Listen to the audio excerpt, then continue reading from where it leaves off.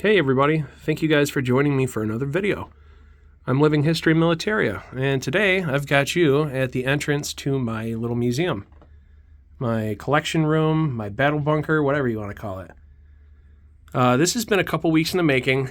I've been rearranging things, I've been adding a bunch of new stuff. I've added a bunch of lights on the bookshelves here. Just trying to get everything in neat, tidy order, kind of where I want it, and I think I've got everything where I want it right now.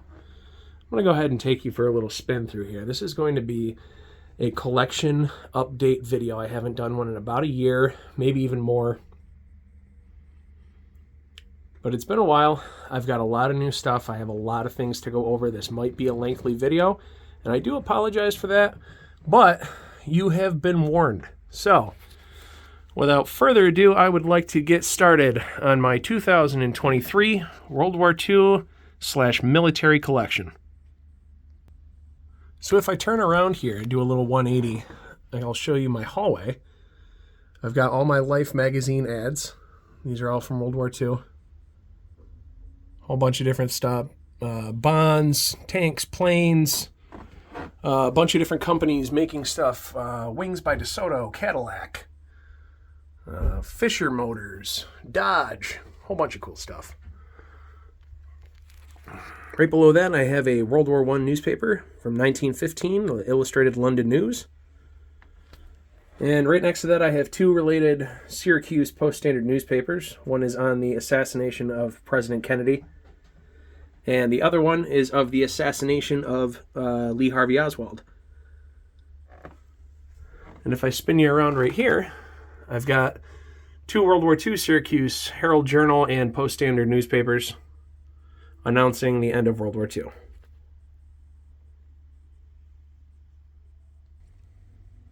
Now, if we're looking back at the door, under here I've got a nice little 1918 print of General Pershing. And right above that, this is where I keep all of my uniform jackets. Right here, I got a nice Ike jacket. This one has a felt 8th Army Air Corps patch on it. The shirt behind that belongs to the same person. Behind that, I also have a dress jacket with gold buttons. 2nd Army Air Corps on the left sleeve, and another 8th Army Air Corps on the right sleeve, unrelated to the first two. And behind that, I have a named Army Air Corps shirt. Next to that, I got a nice khaki shirt. 2nd Armored Division, Hell on Wheels. And also the 77th Infantry Division. And that one is stamped also with a laundry number. Behind that, I got a 3rd Army shirt, ruptured duck, and I think technical sergeant patch with overseas stripes. And behind that, just a plain shirt with a ruptured duck. And last but not least, on this side is my M43 field jacket, complete with hood. And if I close the door on the back, I've got my Marine wool long coat. Looks like a dress coat. It's got plastic buttons on it. And I've also got an occupation era 1st Infantry Division, Private First Class Ike jacket. And I have the matching shirt to go with it. It has the matching SSI. Behind that, I have, I think it's an M1951. I'm not too sure. This is an HBT uniform. It's got the 13 star buttons on it, combat shirt. U.S. Army, the name tag was removed, and there's also spot for, there's a perfect circle unit insignia on the left shoulder. But that was removed, but you can see the outline of where it used to be. And behind that, I have a Korean War era Ike jacket. This is also the 2nd Division, 2nd Armored Division, Hell on Wheels. And specialist rank patch on that. And then this right here, this whole wall is what I like to call my hometown hero wall. Everybody on here is either family or a veteran of Syracuse or the greater Syracuse area. And it also spans off a little bit onto this wall too, right here. But everybody on here is either a veteran or a family member that's lived in Syracuse. Right here, this is my great-grandfather, Walter Bernard Raymond. He was a corporal in the Marines. That's him also up there. He was in the 2nd Marine Division and participated in Okinawa, Tinian, and Saipan. There's his flag. I've also got a really cool picture of him standing with a buddy. He is on the right there. And I've also got a lot of his pictures too. Some of these are taken overseas. Some of them I think might have been taken at home too, but pretty cool. And right here would have been my second great-grandfather's unit, 78th Infantry Division, 303rd Engineers, A Company. Served in World War I over in France. Below that, I've got a jar of Iwo Jima volcanic black ash from a 5th Marine Division Syracuse veteran right there. Right here, I have an autograph from a Pearl Harbor survivor. He was on the USS Pyro and was working as a radio man. Right over here, I've got a nice little grouping belonging to Mr. William Purtell, or Billy Purtell. Right here, you can see him. He's in front of his tent in his uniform. Nice studio picture in Paris, 1945, along with a picture of the Eiffel Tower. And I think this might be an opera house. Right over here, there's him in his uniform, helmet, and M1. And there's also a couple of newspaper clippings. He was in the 19th Corps, and this kind of shows where they went and some of the stuff that they saw. And right above that, I got this newspaper that went with the grouping. This was his. Also belonging to him is this Frank. Pretty cool, 1939. This is signed by at least 24 people, I want to say. I haven't counted exactly, and I haven't read all of the names, but it is front and back signed. There's a name on the back. A whole bunch of places in here, too. A lot of cool stuff. And next to that, I have a World War I newspaper from 1918, the Radio. This was folded up in my second great-grandfather's unit book. It is extremely crumbled, but I was able to flatten it out a little bit and get it in a frame.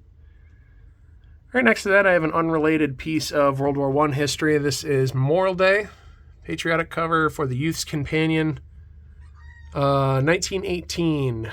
This cover is dedicated to the American Red Cross. And something really cool up here, it tells you what you can do with the paper after you're done. You can give it to a soldier or a sailor to read. Right below that, I have a nice 11 by 14 picture of the U.S. Naval Training Center in August 1945. This is Company 271. And right below that, I have an 8 by 10 of the U.S. Naval Training Station, Company 558, in December of 1943. Right here, I have the discharge paperwork of a Michael Batko, who was part of the 17th Airborne and participated in the Battle of the Bulge. This little shadow box here, this patch and these dog tags belong to a William C. Hogan, who enlisted right here in Syracuse. I also have his enlistment paperwork. Down here in this frame, this is my third great-grandfather, Alfred Edwin Stacy. You can actually read a little bit about him if you're curious. There's his name right there, Alfred E. Stacy, former National Commander of the Grand Army of the Republic. He was a member of the 9th New York Heavy Artillery, Company L, during the Civil War. And he fought at the Battle of Cedar Creek in the Shenandoah Valley with General Philip Sheridan. And up here on this little shelf, I got some items from my grandfather who was in Vietnam. I have his Zippo right here, his Army belt buckle, a pocket watch that was found in a box of his belongings, as well as this neat little brooch. These were also in his box of belongings, couple of, I think these are like friendship bracelets almost. Pretty cool. Right here, this belonged to my other grandfather, because his father worked in Remington Arms plant in, I think it was Ithaca, New York, back when the war was in full swing. Remington Arms, 1942. This is an unfired 50 caliber bullet from the factory itself. Pretty cool. And right next to this, I have a blank. This is from Solvay, New York, town of Geddes. If anybody's familiar with Central New York. This is a recognition of service in the Great War, World War 1917 and 1919. This is blank. The name would have been inscribed there, but it doesn't have anything on it, but that's okay. Right down here, I have a nice little shadow box that I put together for my grandfather in Vietnam. Nice woven headband that I found in a box of his belongings, as well as his rifle and grenade certification, collar disc, original dog tags, and a picture of him in front of my guard bunker is written on the back, and his combat infantry badge too. On top of that, I have a World War II ration book, book number 4, for a George R. Bard, who actually lived, or used to live, down the street from the first apartment that we lived in, which is pretty cool. Syracuse native. Got a pocket-size honorable discharge for a William Rowley, I think it was. Richard Rowley is what it was. Platoon, military police platoon, Military Police Platoon 12 AD is what it says on there. I haven't found any other information on it. And right here, got a nice little business card for Sergeant Donald Simmons, Syracuse native, who fought in the 308th Squadron, 31st Fighter Group. Right here is a little shadow box I put together for my other grandfather, who was in the Marines in 1955. For some time, these are his patches and his original badges and pins. And above that, I've got some miscellaneous items. This is also his World War II ration book from when he was a kid, from actually when he was 5. Right here, I've got a World War I pocket Bible for a member of the Knights of Columbus in 1918. And I also have his obituary right here. Right here next to that, I have a little pocket dictionary from 1941 with a Donald Mawhinney inside of that. Also a Syracuse native. Here's my grandfather's unit photo, 2nd Tank Battalion, U.S. Marine Corps Reserve, 1955 at Camp Lejeune. Right below that, I have a couple of attributed items to Mr. Robert Henry Fugo, who was actually the principal for the school that I graduated from. He was the principal there for a number of years. He wasn't there when I was in school, but this is his certificate of graduation. He was in the Navy. This is U.S. Naval Hospital Corps School in San Diego. And also a letter of recognition, I think. Pretty cool. Signed by Harry Truman. And I also have his honorable discharge right here as well. Up here, my grandfather from Vietnam. This is his official military portrait, along with his Army Commendation Medal, his Bronze Star, and his National Defense Medal. I have his high school diploma, honorable discharge. Here's a nice little class photo of his finance school. He is 2nd row up, 3rd in from the right. Completion of training. And I also have his 1st Army Infantry book from Fort Dix, his Bible, and a letter of recognition from the War Office signed by Richard Nixon. Right below that, here is his certificate for the Army Commendation Medal. A couple of pictures of him that I threw together. That's him right there on the right. And his certificate for the Bronze Star Medal. I've also got this neat little 8x10 Leon Schlesinger print of a little 78th Division Lightning Bug. He was actually one of the co-founders for Warner Brothers. So back when they were doing all the cartoons and stuff in World War II, this was kind of a big thing going around. Right below the certificates, I have a nice little shadow box of all my Marine patches. This is what I've got so far. And these are my Army patches. If we go back up top here, I've got a M1 Westinghouse liner a 1911 holster, first aid kit, pouch, M1 Grand Sling, and 2 overseas caps. For this was, who is this? David Coyle, that's right. He was the mayor of a neighboring town for some years. Governor, mayor, one of the two. I've also got his bag right here, which has, it's got a bunch of belts in here, a couple of pistol belts, a couple more bags, and also I have his duffel bag right here. These all belong to him. Right next to that, this is my M1 McCord. Front seam swivel bail. Heat stamp is 88C. And this was owned by a Syracuse veteran of the 5th Rangers, 76th Infantry Division. Pretty cool. I actually have his interview online. What I've been doing now is I've been going and I've been tagging everything that I've been trying to tag everything in my collection to try and help with identification so I don't have to, keep trying to think of what each individual item is. So a lot of things here have tags. You'll see that. Just info, and then also I put the price that I paid for it too on there to help me keep track of my spendings. Right next to that, I have a HBT cap. Fatigue hat, dated June 20th, 1943. And down here in this neat little chest, I've got a Ike jacket and a huge wintertime trench coat for the 8th Infantry Division. These all belong to the same gentleman. This is Leroy Hollier's collection right here. If we close this, nice metal trunk with a bunch of pinup stickers on it. Also right here I have my 3x5 48 star American flag, which is kind of beat up at the ends, but definitely looks like it was flown for quite some time. Right next to that, starting on the other half of the room here, I have my M1A2 non-combatant gas mask, which is in here. This is open.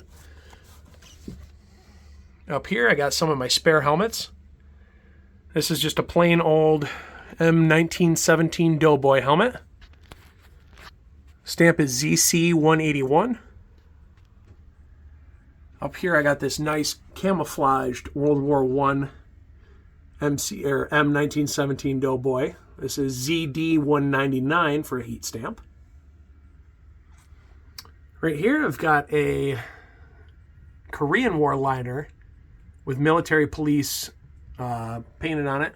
And I also have the matching 1911 holster that goes with the helmet. Those belong to the same gentleman. And in the back there, I have a Vietnam, I believe that is an Ingersoll M1 helmet shell.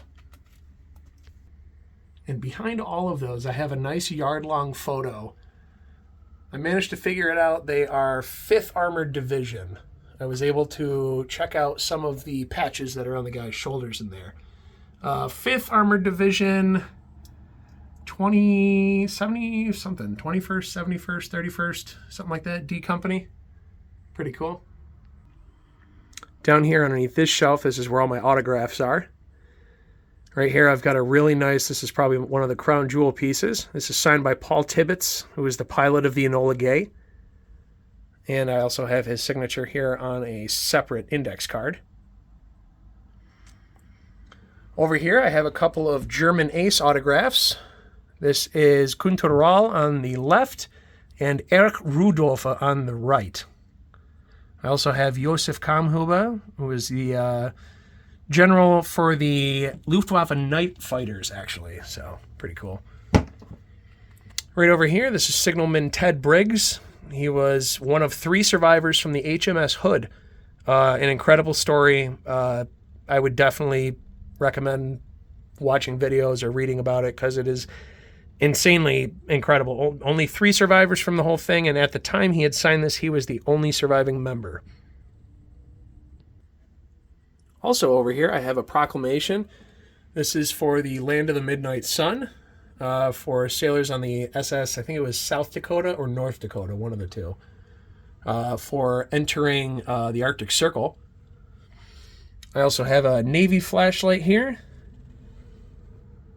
And I have a letter that was written to me. This is from a gentleman who I did siding on his house. He lives over in Albany. And as we were working on the house, we were talking all day, and he was a Vietnam veteran with a very long history, and he wrote to me about some of the things that he did. So pretty cool. Maybe I'll take that out and read that if you guys would be interested in that. Next to that, I have a 1st Infantry Division, 18th, I believe it is, Infantry Regiment Garrison cap. I have just a plain old enlisted man's cap here. And these are my side cap and garrison caps. I have a couple of American Legion caps in here. Up here in the corner, World War I, 1916. Uncle Sam is asking, what are you doing for preparedness? All right, now to show off. These are the sections that I've added lights to, and I think they look awesome. Start off up here, I have a couple of McCord helmets, and I have some named liners on the inside. This one is a Korean War era airborne liner with the name and number written on the inside. This is actually the first helmet I ever got. Front seam swivel bail. I think this one is also a front seam swivel bail McCord. On that, I have a 1940 M2A1 gas mask. Complete. And right here, which one is this? M2A2. So the M2A1 and the M2A2. This one is dated March of 1942. Has the canister. And it also has, these each have their own carrying bags. And we have some cool anti-dim cloth wipes for the inside of your gas mask so that it doesn't fog up on you. Right here, we got a couple of first aid boxes. Both of them are metal, and both of them would be mounted to a Jeep. This one is for gas casualties. And this one is a regular first aid kit. Both of these are empty. However, this one still has the listing. If we open it up, on the inside, it still has the listing of contents. Below that here, I've got some M1, sorry, not M1, some World War I doughboy lids. This is the 1st Infantry Division painted and the 3rd Infantry Division painted. I have a matching canteen. These both belong to the same person, Joseph Bates of Brockton, Massachusetts. We have another World War I canteen that is also named, not to the same owner as the helmet, but still named to a M. Curley from East Douglas, Massachusetts also. I've got a LF&C 1918 mess kit and a WSCO 1918 mess kit. The bottom one is named.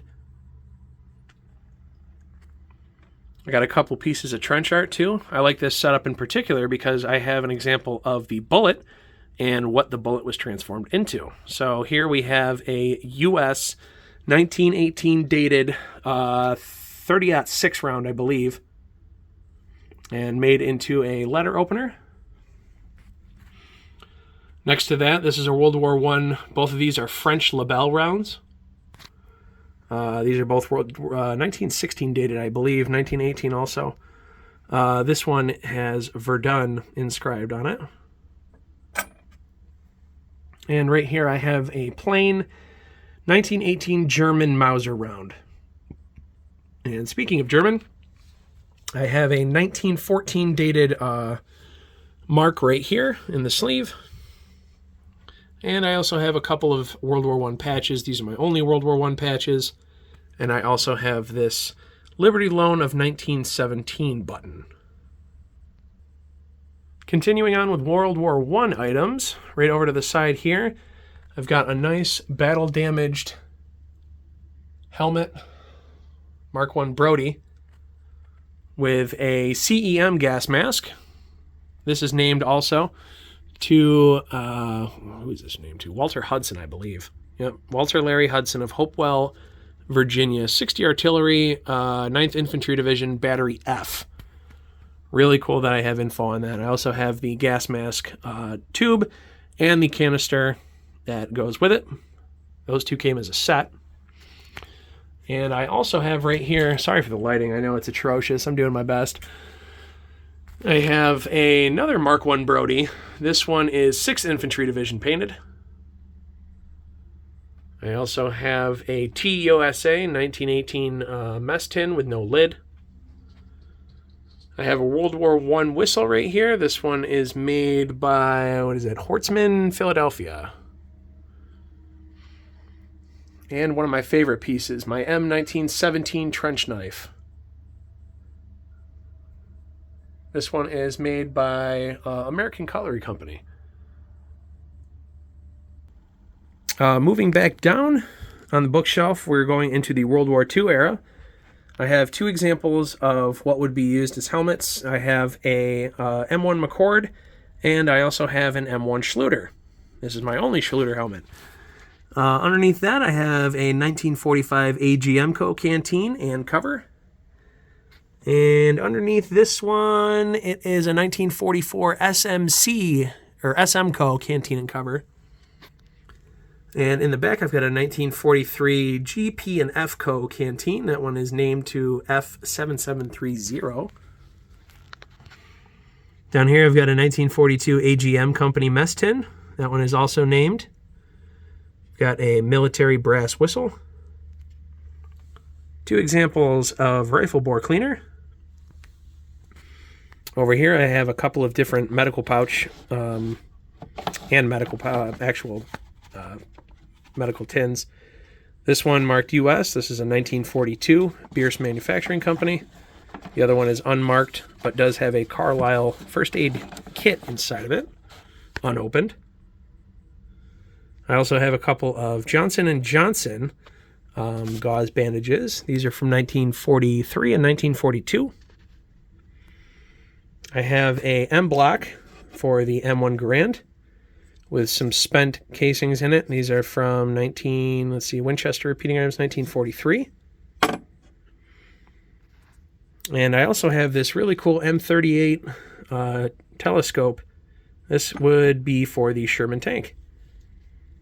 Also used as the E11 blasters for stormtroopers. If you guys are Star Wars nerds like me, this is the scope for the stormtrooper rifle. George Lucas had a number of military surplus weapons in the Star Wars universe.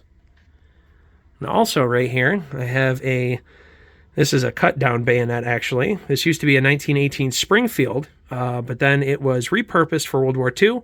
It was cut down to fit the M1 Garand bayonet size, and this one was made by LF&H. One more cubby below, and we're in Vietnam now. I have two helmets here. This one is a M1 Parrish.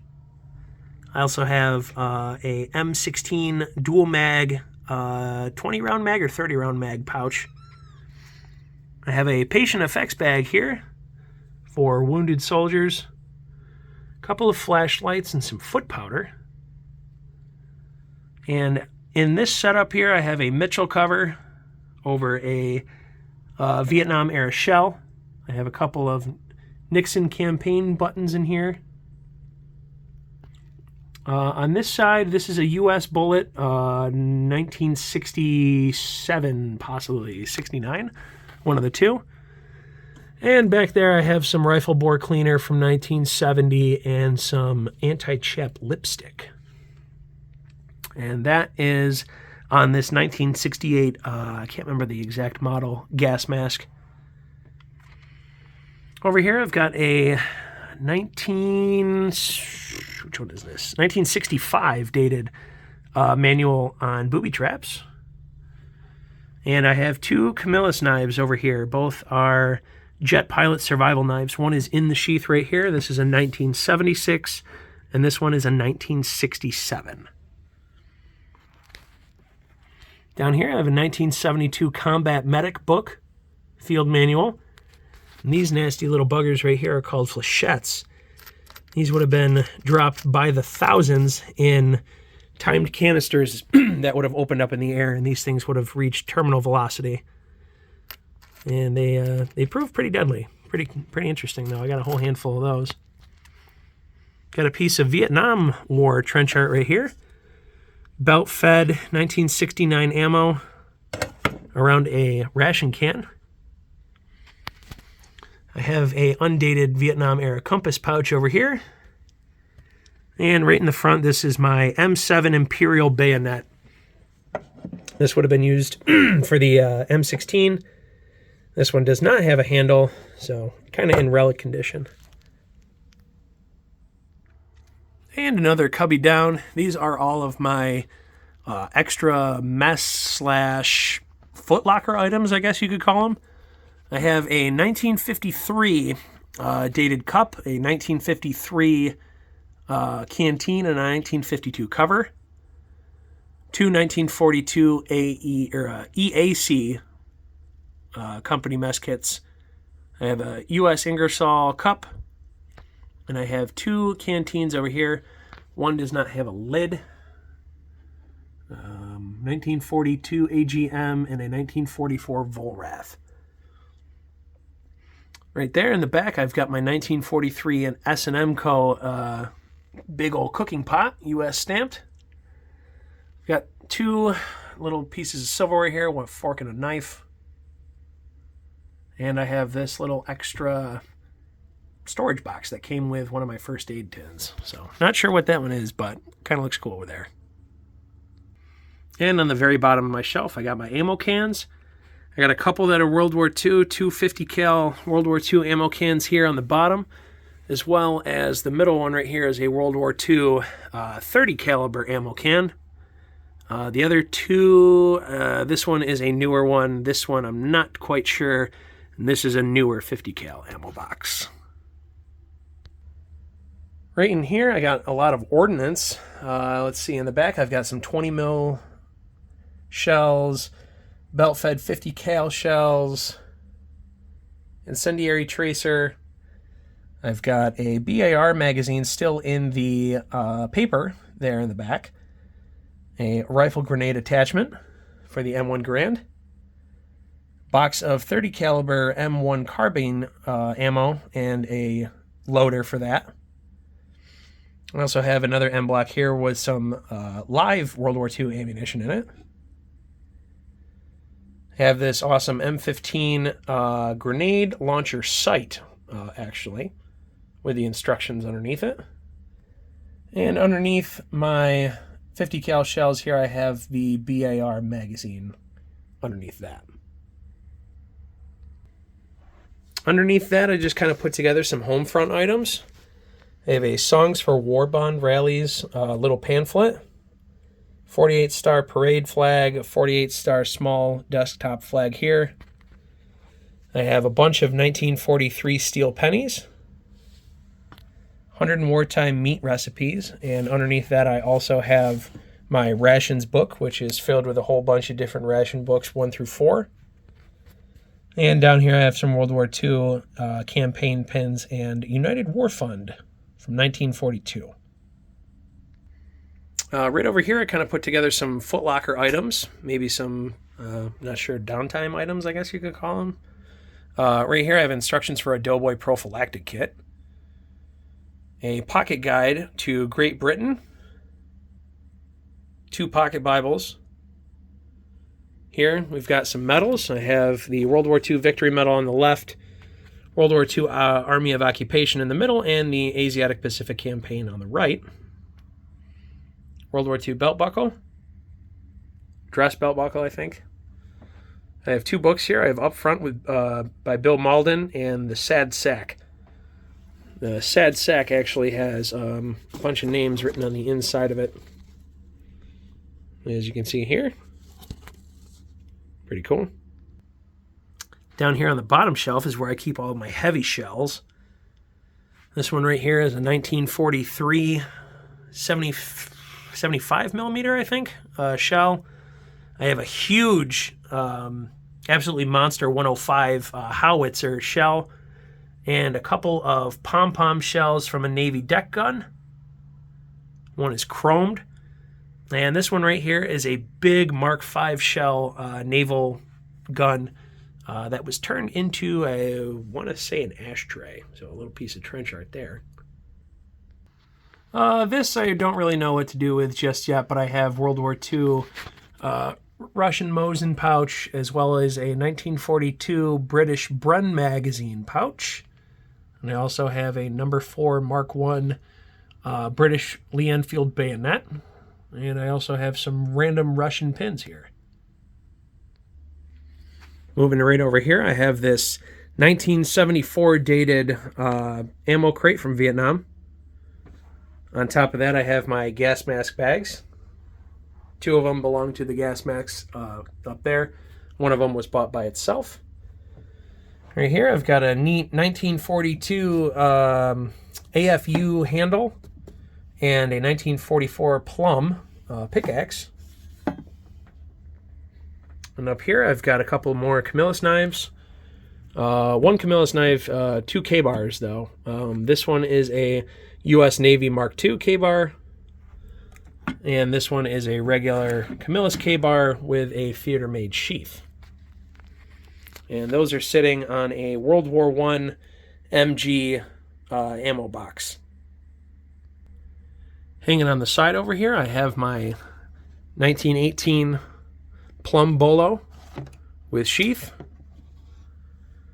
And I also have a Plum Axe with a 1918 dated X pouch with a Boy Scout stamp on it. Up above here, I have a couple of swords. This one here is a World War I German artillery officer saber from an Ulan regiment.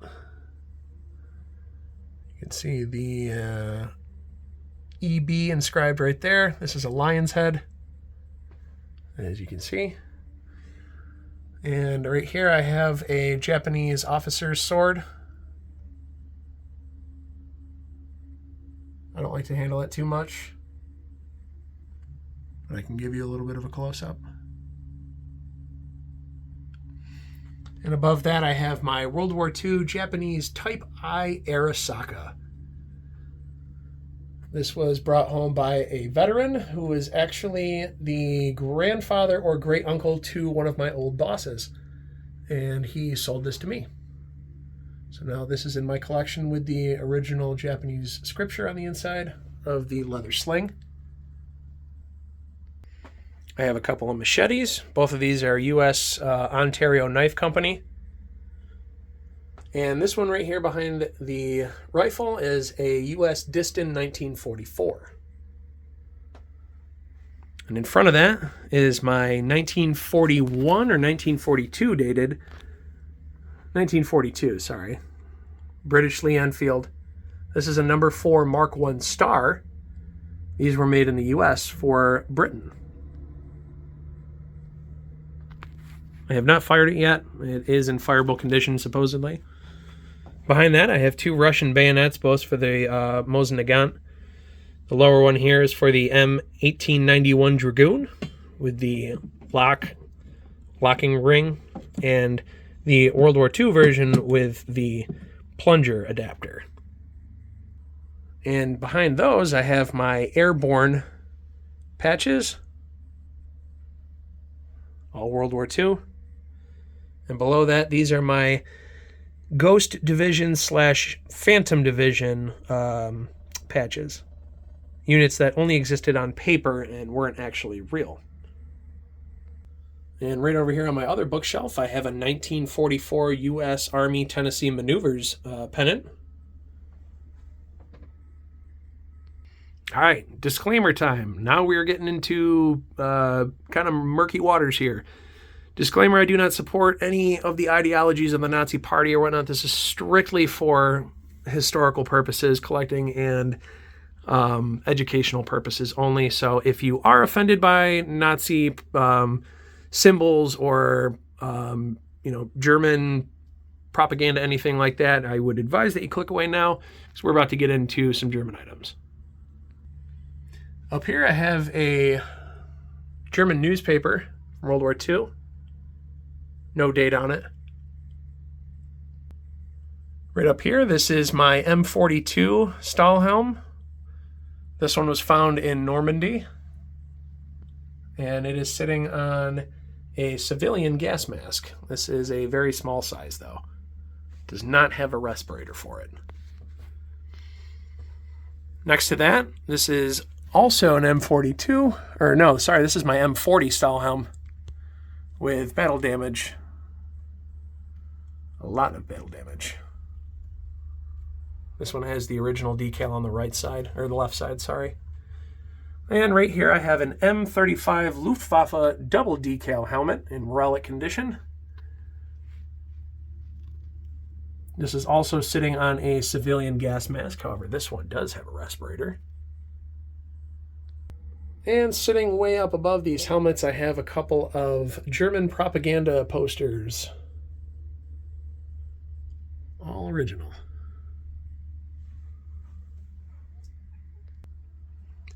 Right here, this is my German World War II section.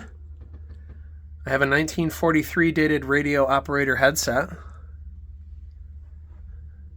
Right here, this is a winter camo M40 Stahlhelm. And also a winter camoed battle damaged M40 Stahlhelm. Behind that, I have a little German eagle off of the, I think it was like the sports shirt. Had this logo on the chest. I have a German mine flag. And I also have some Hitler stamps down here. A little small strip.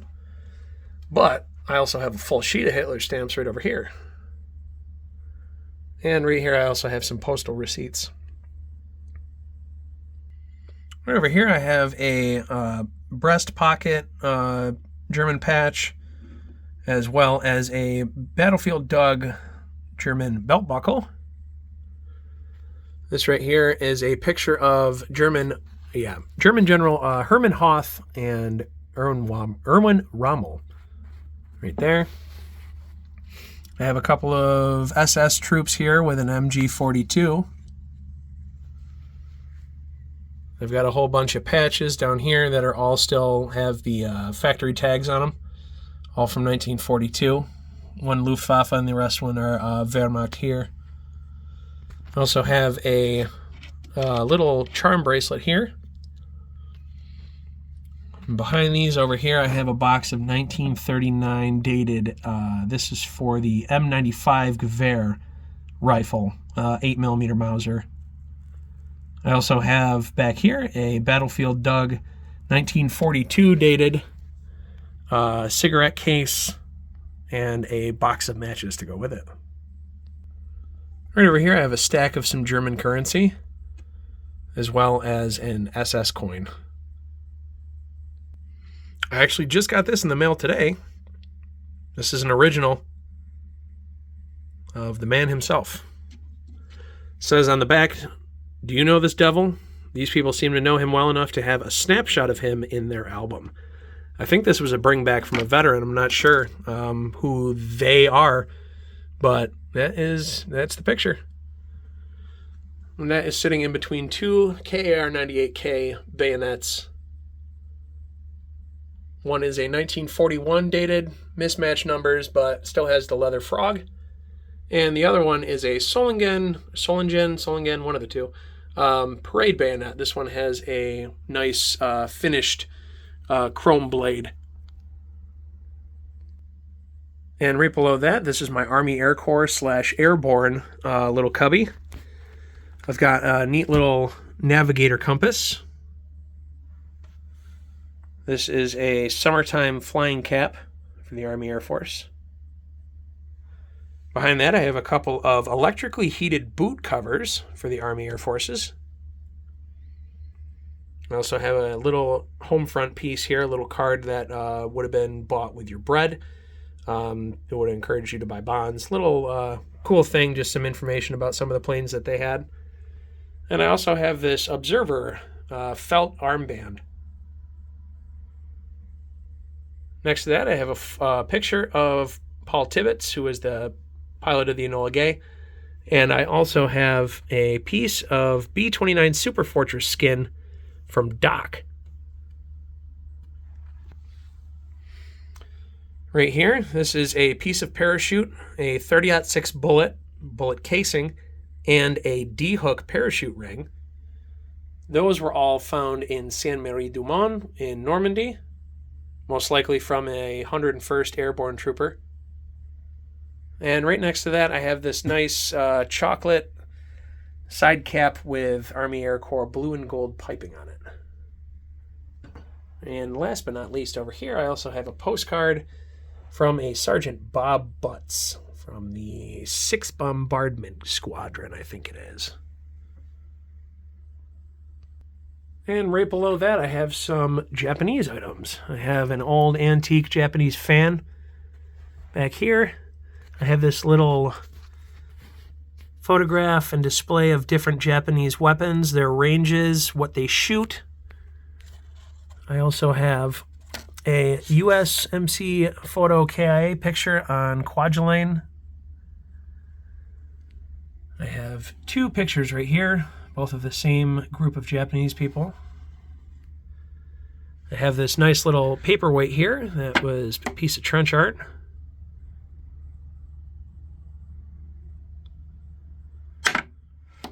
I have a Japanese 6.5 millimeter round, as well as some 6.5 millimeter bullet heads. And I also have the stripper clip for the 6.5 millimeter. Have this unidentified Japanese coin. Nice little Japanese meatball flag. And two types of Arisaka bayonets. Both are Type 30s. The only difference is one is an earlier model with the J-hook, and the other one is a later model with the straight guard. One is made by Toyota, and the other one is made by Tokyo Hohai Kosho Arsenal. I probably butchered that, but that's what I have for my Japanese items. Down here, we're kind of getting into some of the boring stuff. This is all my paper items. This is my album of Army Air Corps. I think his name was Burton Levi. Whole story on him. This whole thing is filled with all of his belongings. And the next two binders here are filled with World War II letters that I have typed up in there. And the black album right here I have is a whole bunch of wartime copies from the Pacific, a bunch of KIA pictures in that one. Over here I have a early 1930s German newspaper, a war atlas of the world, and a couple of Lifetime magazines.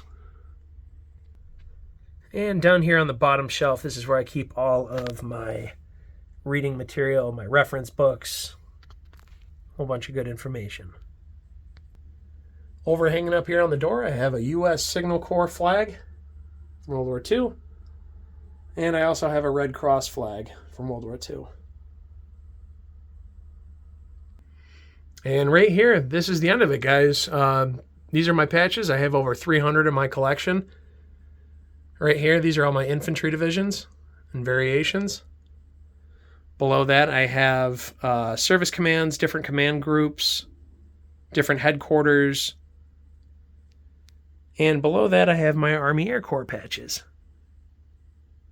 And below that, not World War II related, is my antique bottle collection with uranium glass right here in the front center. But that is it, you guys. I really appreciate if you stayed and watched the whole thing. Means a lot to me, the continued support. I've reached 300 subscribers on here, which is huge. Just another milestone and just another step closer to making my dream come true here. So with this work in progress, I think I have everything where I want it. Who knows? I'm probably going to change my mind in a couple weeks. But the good news is I actually freed up some space for more stuff. So thank you guys once again for joining me. I am Living History Militaria, and we will see you guys in the next one.